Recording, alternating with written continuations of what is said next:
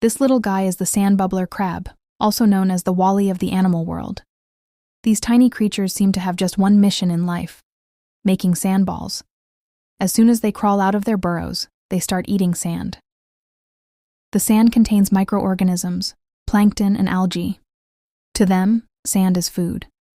They stuff their mouths full, filter out the nutrients, and spit out the clean sand as neat little balls. Because the nutrition in sand is extremely low, they have to eat for 4 to 5 hours straight just to fill their stomachs. Eating sand that has already been filtered would be a waste of time and energy. So they roll the waste into perfect little sand balls and pile them up. They work incredibly fast. In those few hours, they can produce over 1,000 balls. It looks like they're creating beautiful sand art on the beach. But every piece of art has a clear path leading straight back to their burrow. That's because they almost never stray far from home, usually no more than 3 feet away. Anything beyond that feels like dangerous foreign territory. These little crabs live in constant fear. They are extremely timid. At the first sight of birds, larger crabs, turtles, snakes, raccoons, or any predator, they dash straight back to their burrow. Even their own kind bully them. Bigger crabs will casually toss the smaller ones out of their holes and take over. Their greatest enemy, however, is the tide. They are incredibly sensitive to it. As soon as they sense the water rising, they rush back into their burrow and seal the entrance tightly with sand. If they get caught by the tide, they'll be swept away and eaten by fish and other sea creatures. During big tides, not only do the sandballs get washed away, but their burrows are often completely destroyed. When the tide recedes, they dig themselves out again. If the burrow is gone, which happens most of the time, they simply dig a new one and start eating sand and making balls all over again, day after day. During mating season, the male looks for a female nearby.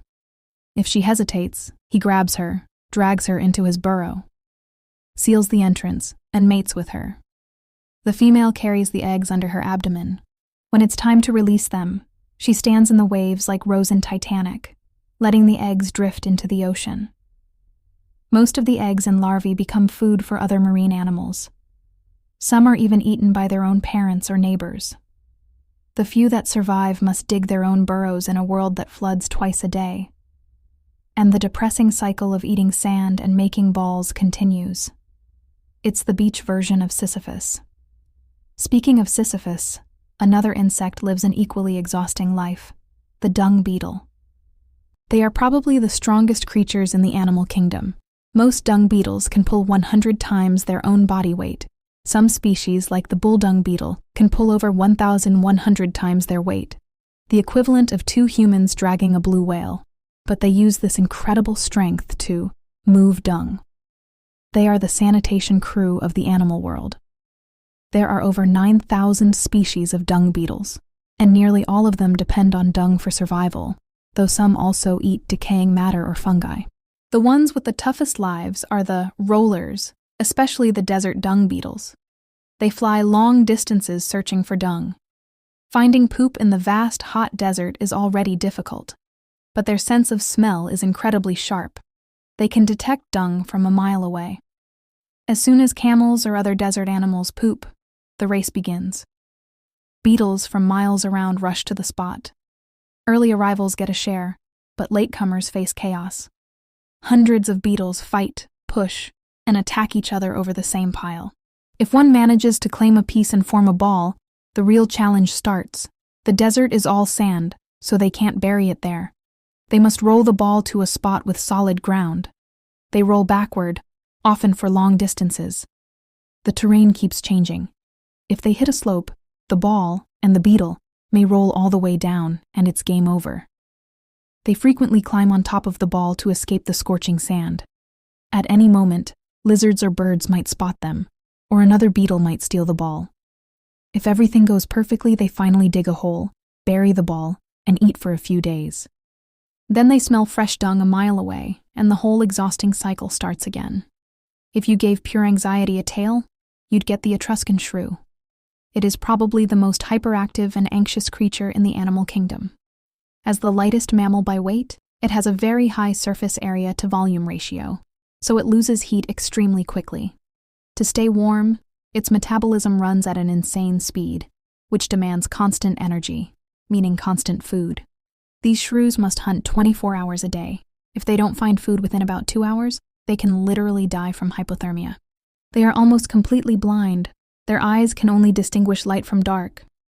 Instead, they rely on incredibly sensitive whiskers that act like fingers, letting them see the shape of objects by touch.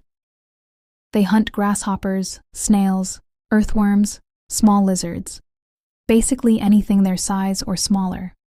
They eat what they catch, drag larger prey home, sleep for about 20 minutes, then head out to hunt again.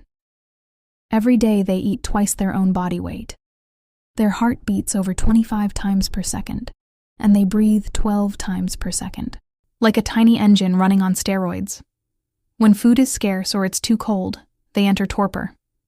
Their heartbeat drops to 100 beats per minute, breathing slows to 40, and their body temperature falls below 12 degrees, 54 degrees, leaving them almost comatose.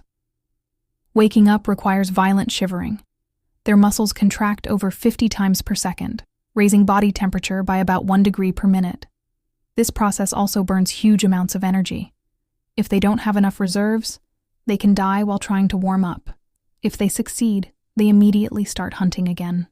When the mother gives birth, things get even harder. The blind pups can't hunt, so she must feed them. If snakes, lizards, or owls find their nest, she has to move the entire family.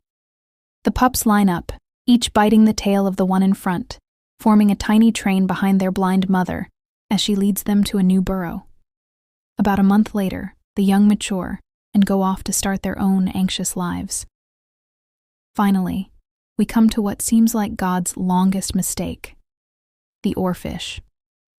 This pug-faced creature with a long sword-like body is one of the longest bony fish in the world, reaching up to 36 feet, with some reports claiming over 50 feet, longer than Titanoboa.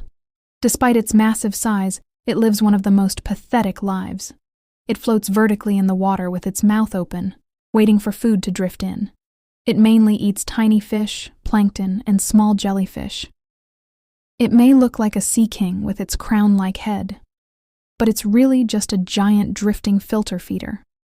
Its eggs are rice-sized and float on the ocean surface by the millions. More than half are eaten before they can hatch. The larvae that do hatch have huge eyes and ribbon-like bodies. They stay near the surface, eating plankton. This is the most dangerous stage. About 95% of them don't survive. Those that make it grow into juveniles, then dive deeper than 200 meters into the twilight zone, where light barely reaches. They live completely alone. No friends, no family. They swim vertically because looking sideways is useless in the darkness. They slowly grow larger as they descend deeper. Adult oarfish are terrible swimmers. A normal ocean current can easily push them toward the surface. If they reach the surface, the sudden drop in pressure ruptures their organs, which is why almost every oarfish seen on the surface is either dying or already dead. For reproduction, the female releases eggs in one part of the ocean, and the male releases sperm somewhere else. Whether they meet is pure luck. If the eggs aren't eaten, they float to the surface and the long, miserable cycle continues. These small animals, with their tiny bodies, endlessly repeat the most exhausting and hopeless cycles. Their lives are the perfect example of Sisyphus pushing his boulder up the hill, forever. And yet somehow they keep surviving. I love you guys.